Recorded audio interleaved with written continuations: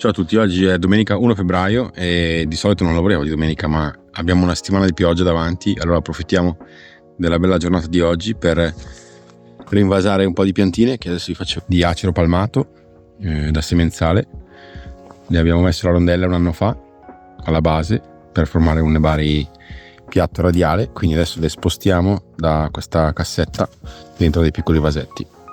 Questi sono i vasetti e questo è il terriccio che abbiamo preparato, il nostro solito mix con torba, pomice, lapillo e zeolite, e adesso partiamo con il rinvaso.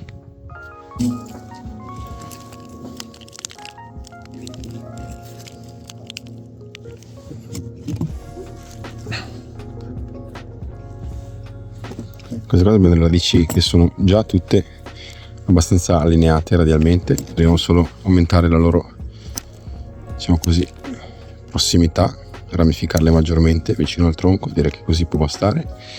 E quanto a movimento, direi che questa pianta può essere potata qui.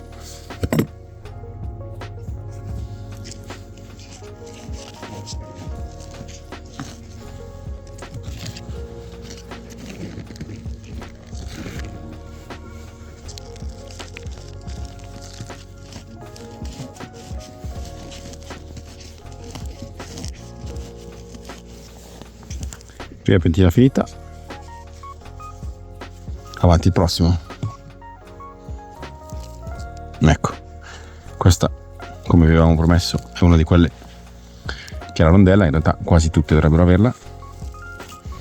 Vedete che la rondella non ha ancora provocato la radicazione, ma vedete d'altra parte che ha cominciato comunque a formarsi un callo che noi andremo ad incidere leggermente appena appena. In realtà qua vedete c'è già un po' di radici, ma la rimuoviamo per rimettere tutto, diciamo così, allo stesso livello, per fare in modo che tutte le radici partano insieme e quindi non ci sia dominanza. Lasciamo tutto l'apparato radicale sottostante che servirà proprio a dare spinta a continuare la crescita della pianta in modo che continui ad ingrossare e poi le radici escano in modo vigoroso. Eliminiamo la parte della pianta che ci sembra priva di interesse e anche in questo caso poi andiamo a invasare, essendo che qui abbiamo ancora molto apparato radicale sotto la rondella, ma la rondella deve assolutamente essere sepolta. Cercheremo di mettere poco terriccio inizialmente, in modo appunto che la rondella non rimanga troppo in alto, e poi di stare attenti a fare in modo che la rondella non emerga. È un errore tipico, a me è capitato spesso di invasare le piantine con la rondella e poi dopo qualche innaffiatura, dopo un po' di tempo, con l'assestamento del substrato, vedere che le rondelle affiorano. E lì abbiamo un problema, perché la pianta viene, diciamo così, strozzata dalla rondella, ma non è stimolata a radicare perché non c'è l'umidità. Ecco, vedete anche in questo caso la rondella di fatto è sulla superficie, quindi adesso aggiungiamo substrato. Eventualmente se mettiamo troppo substrato, il rischio poi è quello che invece radichi troppo in alto, però diciamo che è un rischio inferiore e comunque meno grave, perché in quel caso andremo a rimuovere le radici. Ok, anche questa è pronta, si vede, si apprezza poco il movimento, ma avete visto la base, in realtà è molto interessante, parte leggermente obliqua e poi piega di più. Qui abbiamo un piccolo semenzale, no scusate, questo non è un acero. Abbiamo, ecco, qui la rondella ha già cominciato a far partire qualche radice, ma noi la accorciamo di nuovo in modo che quella non vada a dominare e lasciamo che sia ancora l'apparato radicale originale a spingere. In questo caso in realtà andiamo a rimuovere giusto questa parte e poco altro, perché comunque lo spessore è ancora ridotto, e vedremo come andremo a continuare la pianta poi in seguito. Anche qui facendo attenzione che la rondella sia sommersa e che sia orizzontale, altrimenti se la rondella rimane obliqua, non è su un piano orizzontale, non giace su un piano orizzontale, la radicazione sarà stimolata verso, diciamo così, la direzione della pendenza del piano su cui giace la rondella. provo a spiegarmi meglio. Se la rondella per esempio giace in questa posizione, la discesa, diciamo così, è in questa direzione, e in questa direzione partiranno le prime radici. Le radici chiaramente tendono a nascere nella parte più bassa, e quindi insomma non è quello che vogliamo che la rondella sia orizzontale, in modo che le radici escano tutte insieme.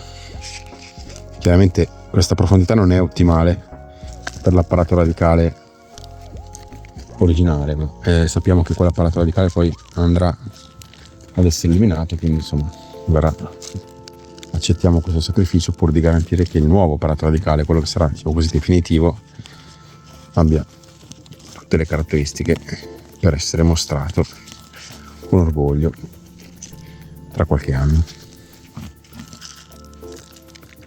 In questo caso il movimento mi va bene fino a questa gemma, che diventerà il nuovo apice.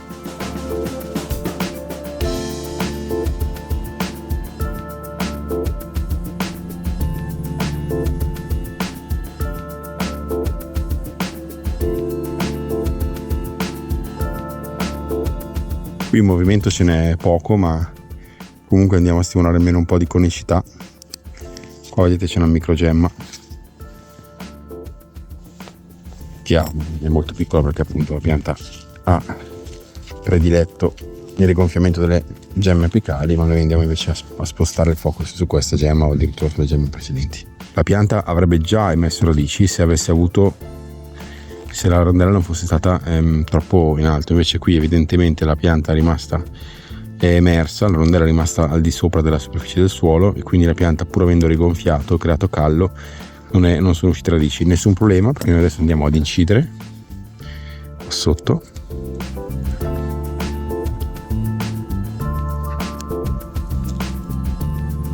Esporre nuovamente il cambio.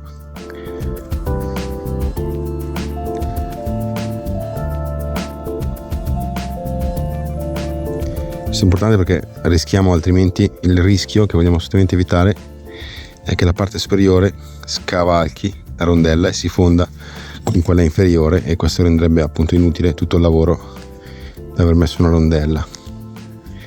Per evitare ulteriormente questo rischio andiamo ad incidere anche la parte inferiore, magari facciamo semplicemente così, andiamo a incidere più in alto.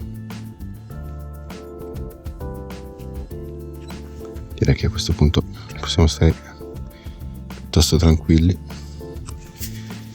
e in ogni caso qui andiamo a eliminare una parte, altrimenti non riusciamo a infilarlo nel vasetto.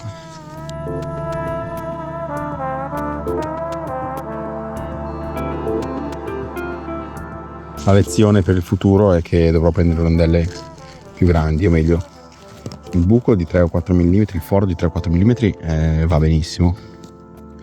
Questa non ce l'ha fatta, ma sarà importante invece che l'anello sia più largo, che la parte circostante sia più larga. Qui abbiamo avuto il problema opposto, vedete, in generale è difficile avere controllo sulla profondità qui va a finire la rondella, quindi abbiamo avuto delle radici che sono sorte in parti, diciamo così, alte del tronco. Di nuovo non è un grosso problema, perché andiamo a rimuovere una piccola cicatrice che poi sparirà nel tempo. Incidiamo vicino alla rondella. Allora, sebbene, diciamo, incidere sembra un po' un'attività ridondante, no? Uno dice vabbè, ma perché hai messo la rondella se poi devi comunque incidere? In realtà aver messo la rondella innanzitutto ha provocato un accumulo di ormoni, di auxine vicino alla rondella, che provocheranno più facilmente, stimoleranno la formazione di radici l'anno prossimo. Poi comunque dà una certa comodità nello scegliere il punto in cui andare ad incidere, ti permette di appoggiarci vedete, con le forbici faccio veramente poca fatica ad incidere, è facilissimo, e quindi insomma la rondella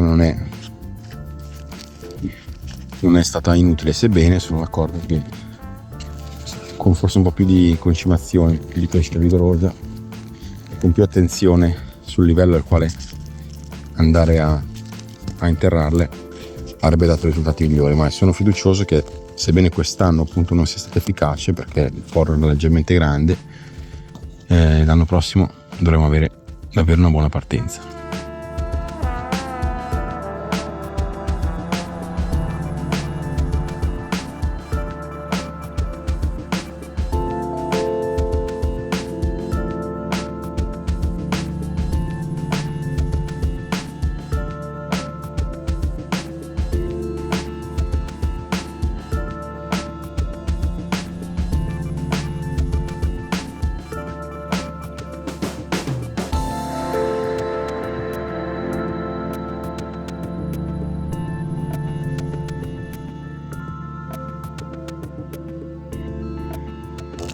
Poi cominciamo a vedere delle radici interessanti. Andiamo comunque, non me ne vogliate, a rimuovere, perché comunque rimuovere queste radici significa fare già una potatura e quindi stimolare che ricacci sempre a questa altezza, ma in modo ancora più, diciamo così, ramificato e denso e fitto. Quindi approfittiamo di questo invaso per potare le radici, togliamo tempo e poi di nuovo interriamo. Adesso qui c'è anche da decidere un po' come andare a potare. Direi che questa è una pianta con un grande movimento iniziale. Andiamo, direi, a fermarci qua.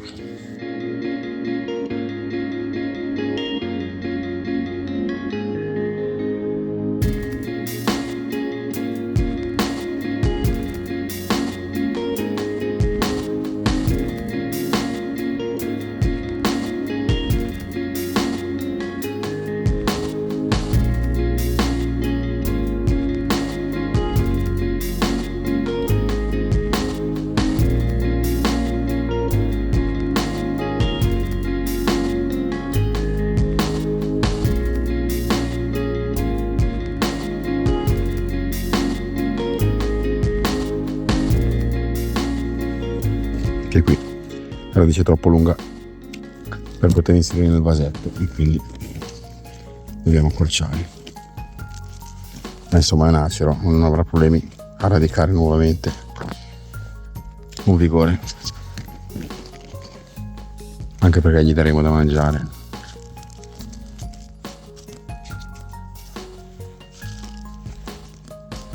E lo terremo sotto protetto dal sole troppo intenso.